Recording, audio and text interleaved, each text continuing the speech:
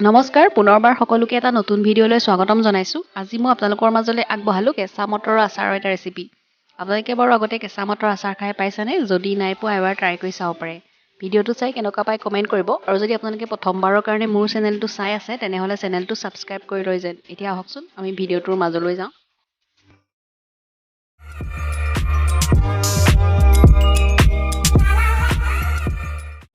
কেঁচা মটৰৰ আচাৰটোৰ কাৰণে মই লৈছোঁ কেইচিৰামান কেঁচা মটৰ আৰু ইয়াৰ পৰা মই এতিয়া মটৰখিনি উলিয়াই ল'ম।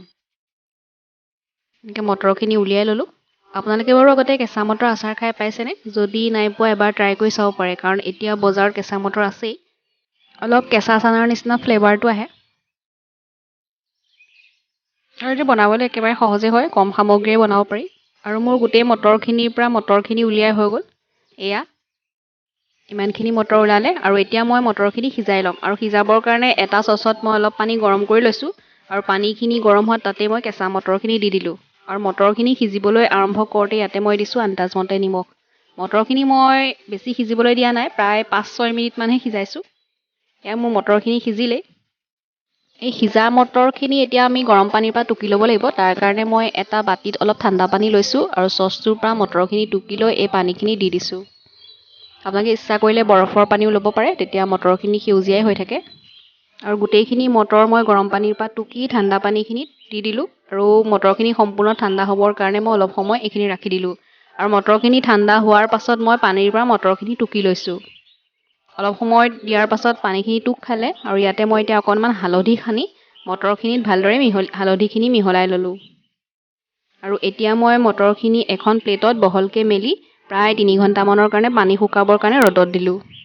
এয়া আচাৰৰ কাৰণে লোৱা মছলা। ইয়াতে আছে এচামুচ পাঁচফোৰণ, এচামুচ ক'লা সৰিয়হৰ বগা সৰিয়হ মিক্স আছে আৰু 1 চামুচৰ 1/4 অংশ আজৱাইন, বগা জিৰা আৰু ধনিয়া।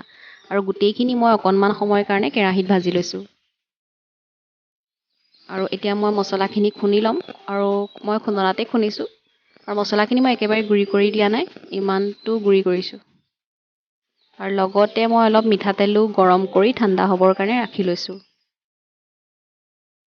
ৰ'দত শুকোৱাৰ পাছত মটৰখিনি মই এটা বাতিত লৈ লৈছোঁ আৰু এয়া আমাৰ মটৰখিনি ৰ'দত শুকালে আচাৰৰ কাৰণে ৰেডি হৈ গ'ল। এতিয়া মই ইয়াতে দিছোঁ এচামুচ ৰেড চিলি পাউডাৰ। লগতে মই মছলাখিনিৰো এচামুচ দি লৈ পেলাই গোটেইখিনি ভালদৰে মিহলাই ল'ম।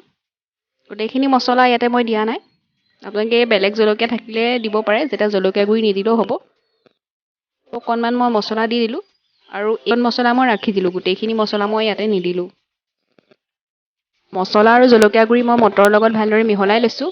এতিয়া ইয়াতে দিছোঁ আকৌ আধা চামুচ নিমখ আৰু লগতে দিছোঁ 2 চামুচ নেমু ৰস। আপোনালোকে ইচ্ছা কৰিলে ভিনেগাৰ দিব পাৰে, মই নাই দিয়া, নেমু ৰসেই দিছোঁ।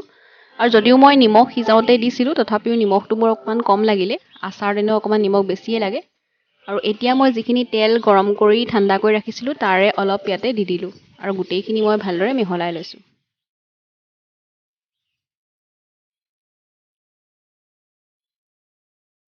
মছলা, নিমখ, নেমু ৰস, তেল চব ভালদৰে মিহলাই লৈছোঁ।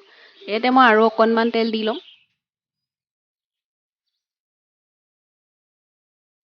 আৰু গোটেইখিনি পুনৰ ভালদৰে মিহলাই এইখিনি আজি 1 ৰাতিৰ কাৰণে ৰাখি দিম।